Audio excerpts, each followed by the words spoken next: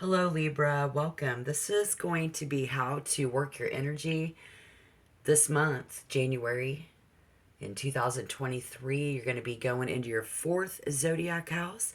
So that's exactly who I want to talk to right now. If you were born September 23rd to October 23rd, you are a Libra sun sign.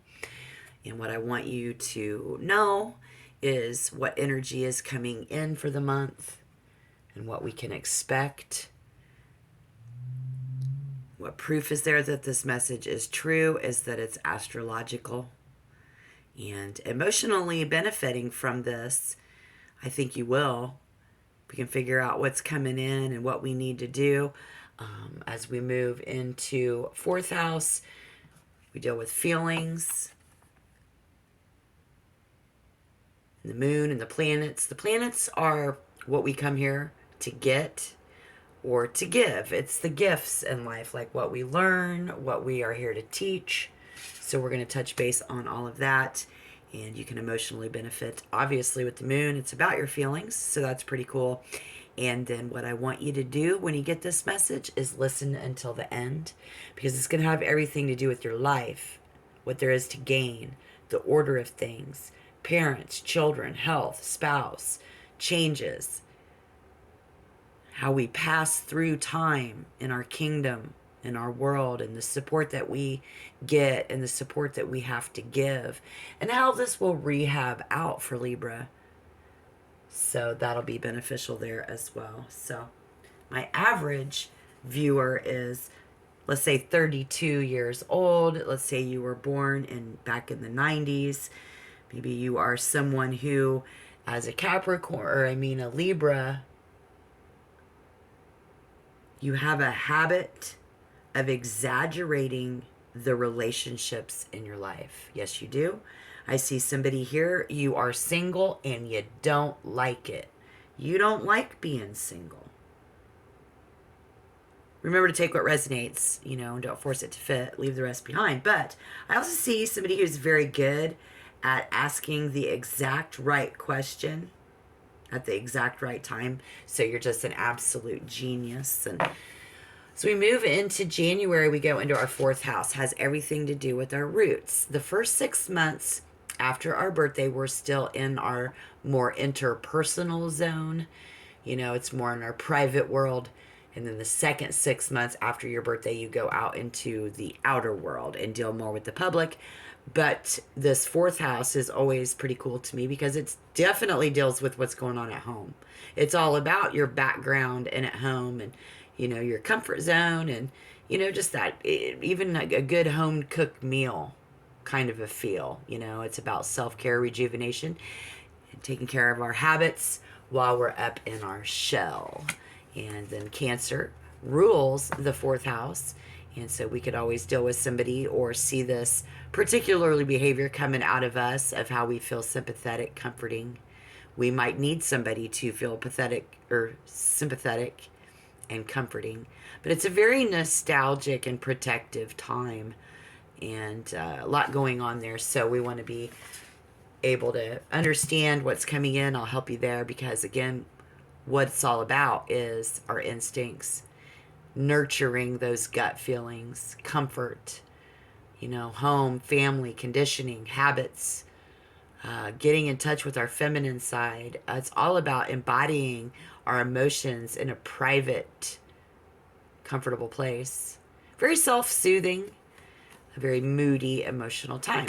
And that's exactly where we're going to be in January. So I also see somebody here who is going to be, and this is what I predict,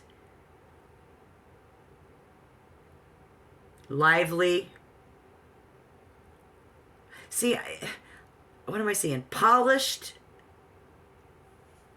meaning put together, very fair. That's normally a Libra anyways. But making good connections, yeah, that's what I'm going to see. So if in the recent past you found yourself in a world of thoughts and really having to analyze some things, getting some information and learning stuff, maybe even just learning how to communicate and talk to people, being very smart about how we talk to people. We had a lot of curiosity going on. Makes sense because astrologically that's where we were. You just came out of third house. After your birthday, you were in first. Then a month after that, you were in second. Dealing with yourself, dealing with your assets.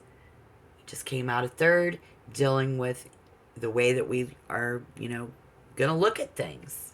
Who I am, how I look at things, how I talk to people, how I communicate myself to the world. But we did deal with more things on an inner world basis. So tell me I'm wrong in the recent past. Coming up in January, going in that 4th Zodiac house. Get ready. I've had this practice. I think you're going to be very polished.